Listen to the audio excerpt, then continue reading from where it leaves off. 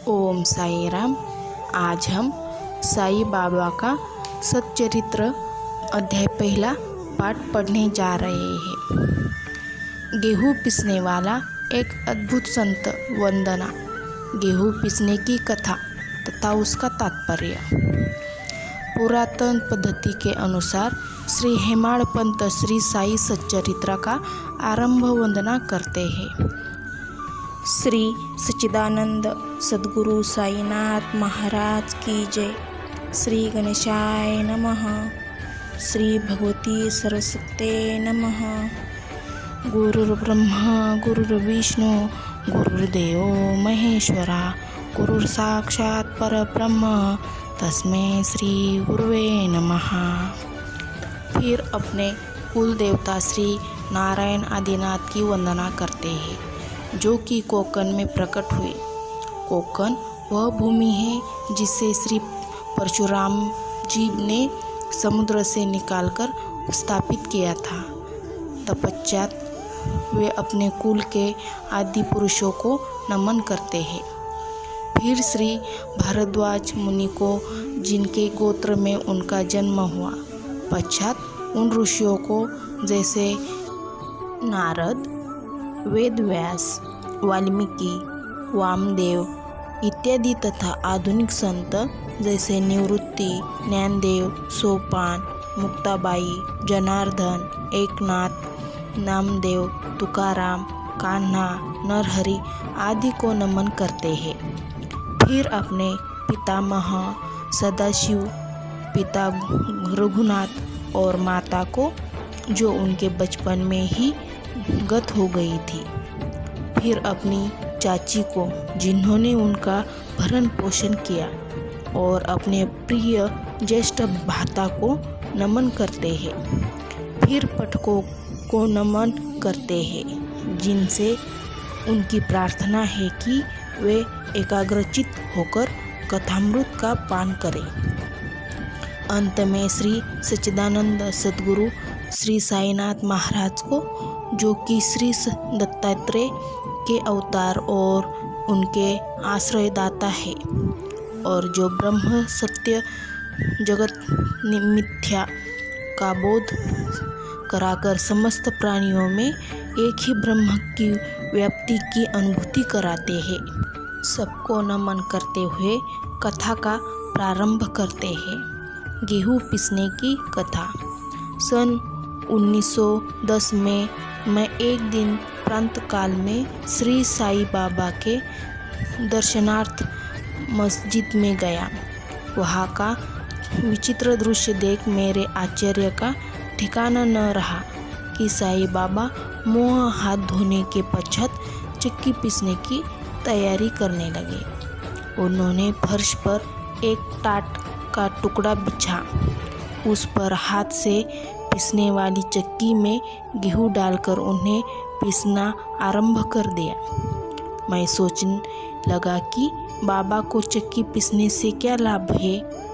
उनके पास तो कोई है भी नहीं और अपना निर्वाह भी भिक्षावृत्ति द्वारा ही करते हैं। इस घटना के समय वहाँ उपस्थित अन्य व्यक्तियों की भी ऐसी ही धारणा थी, परंतु उनसे पूछने का साहस किसी से था। बाबा की चक्की पीसने का समाचार शीघ्र ही सारे गांव में फैल गया और उनके यह विचित्र लीला देखने के हेतु तत्काल ही नर नारियों की भीड़ मस्जिद की ओर दौड़ पड़ी। उनमें से 4 स्त्रियों भीड़ को चीरता हुए ऊपर आई और बाबा को बलपूर्वक वहाँ से हटाकर हाथ से चक्की का खोटा छीनकर तथा उनकी लीलाओं का गायन करते हुए उन्होंने गेहूँ पीसने का आरंभ कर दिया। पहले तो बाबा क्रोधित हुए, परंतु फिर उनका भक्ति भाव देखकर वे शांत होकर मुस्कुराने लगे। पीसते पीसते उन स्त्रियों के मन में ऐसा विचार आया कि बाबा का तो ना घरदार है और न इनके कोई बाल बच्चे हैं तथा न कोई देख रेख करने वाला ही है। वे स्वयं भिक्षावृत्ति द्वारा ही निर्वाह करते हैं। अंततः उन्हें भोजन आदि के लिए आटे की आवश्यकता ही क्यों है? बाबा तो परम दयालु है। हो सकता है कि यह आटा वे हम सब लोगों में ही वितरण कर दे। इन्हीं विचारों में मगन रहकर गीत गाते गाते ही उन्होंने सारा आटा पीस डाला। तब उन्होंने चक्की को हटाकर आटे को 4 समान भागों में विभक्त कर लिया और अपना अपना भाग लेकर वहाँ से जाने लगी। तभी तक शांत मुद्रा में निमग्न बाबा तीक्ष्ण ही क्रोधित हो उठे और उन्हें अपशब्द कहने लगे। स्त्रियों, क्या तुम पागल हो गई हो? तुम किसके बाप का माल हड़प कर ले जा रही हो? क्या कोई कर्जदार माल है जो इतनी आसानी से उठा कर ले जा रही हो? अच्छा, अब एक कार्य करो कि इस आटे को लो जाकर गांव में मेड़ पर बिखेर आओ। मैं शिरडीवासियों के से प्रश्न किया कि जो कुछ बाबा ने अभी किया है उसका यथार्थ में क्या तात्पर्य है। उन्होंने मुझे बताया कि गांव में विषुचिका हैजा का जोरा से प्रकोप है और उसके निवारणार्थ ही बाबा का यह उपचार है। अभी जो कुछ आपने पीसते देखा है वह गेहूँ नहीं वरन विषुचिका है जो पीसकर नष्ट भ्रष्ट कर दिया है। इस घटना के पश्चात सचमुच विषुचिका की संक्रामकता शांत हो गई और ग्रामवासी सुखी हो गए। यह जानकर मेरी प्रसन्नता का परिवार न रहा। मेरा कौतूक जागृत हो गया। मैं स्वयं से प्रश्न करने लगा कि आटे और विषुचिका यानी हैजा रोग का भौतिक तथा पारंपरिक क्या संबंध है? इसका सूत्र कैसे ज्ञात हो? यह घटना बुद्धिगम्य सी प्रतीत नहीं होती। अपने हृदय की संतुष्टि के हेतु इस मधुर लीला का मुझे 4 शब्दों में महत्व अवश्य प्रकट करना चाहिए।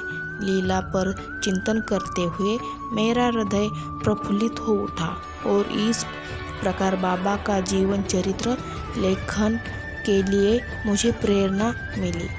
यह तो सब लोगों को विदित है कि यह कार्य बाबा की कृपा और शुभ आशीर्वाद से सफलतापूर्वक संपन्न हो गया। आटा पीसने का तात्पर्य। शिरडी वासियों ने इस आटा पीसने की घटना को जो अर्थ लगाया वह तो प्राय ठीक ही है, परंतु उसके अतिरिक्त मेरे विचारों से कोई अन्य भी है। शिरडी में 60 वर्षों तक रहे और इस दीर्घ काल में उन्होंने आटा पीसने का कार्य प्रतिदिन किया। पीसने का अभिप्राय गेहूं से नहीं वरन अपने भक्तों के पापों, दुर्भाग्यों, मानसिक तथा शारीरिक तापों से था। उनकी चक्की के 2 पाटों में ऊपर का पाट भक्ति, नीचे का पाट कर्म का था। चक्की का मुठिया जिससे कि वे पीसते थे वह था ज्ञान। बाबा का दृढ़ विश्वास था कि जब तक मनुष्य के हृदय से प्रवृत्तियाँ, आसक्ति, घृणा तथा अहंकार नष्ट नहीं हो जाते, जिनके नष्ट होना अत्यंत दुष्कर है, तब तक ज्ञान तथा आत्मानुभूति संभव नहीं है। यह घटना कबीरदास जी की उसके घटना सी स्मृति दिलाती है।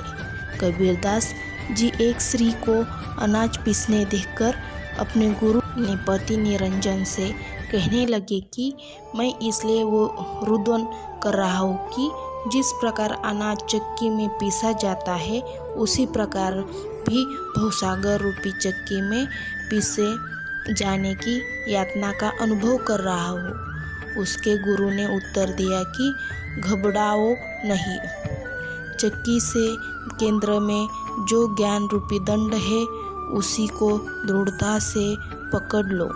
जिस प्रकार तुम मुझे करते देख रहे हो उसी से दूर मत जाओ। बस केंद्र की ओर ही अग्रसर होते जाओ और तब यह निश्चित है कि तुम इस भवसागर रूपी चक्की से अवश्य ही बच जाओगे। श्री सद्गुरु साईनाथ अर्पणमस्तु। शुभम भवतु। ओम साई राम। वीडियो अच्छा लगा तो लाइक और सब्सक्राइब जरूर करना।